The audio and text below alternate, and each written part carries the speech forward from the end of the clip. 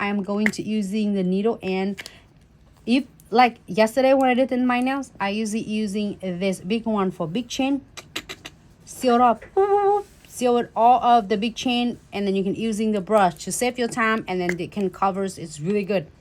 And when to get to the really details, and you don't want all of the precision glue gels getting to the nail, to the crystal surface, so you are going to using this little bestie. So I usually do like exam first. I don't squeeze anything out yet. I'm doing it running a little bit exam, because you squeeze it out, you're probably gonna get it all over. So just doing a little exam. I feel right here scratchy. All you need to do is squeeze that much. That's much.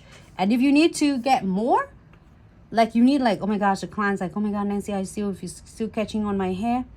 If you do, just gonna go back again, but make sure each time you seals for the client, here for 30 seconds to make sure that it's the first layer of the precision glue gels is clear. So then when you are going to apply the second layer, the second time of the seals, it's not going to like fill it everywhere, because it too much is gonna be like flooded everywhere for you. You do not want that. So I'm gonna check on this base. This beautiful like babies looks good, because they are smaller size at SS6 and it's SS8.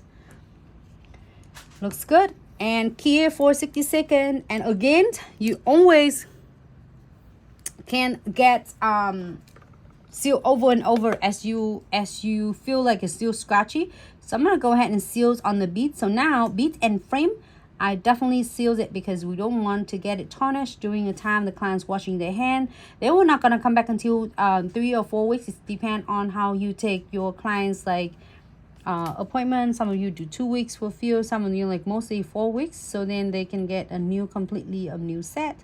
It's really depend, but we definitely want to protect this, whether you wear it for yourself or your clients. We want to make sure that it's not turning like just get tarnished, so then they can get as nice and fresh until next time they come back for the new set.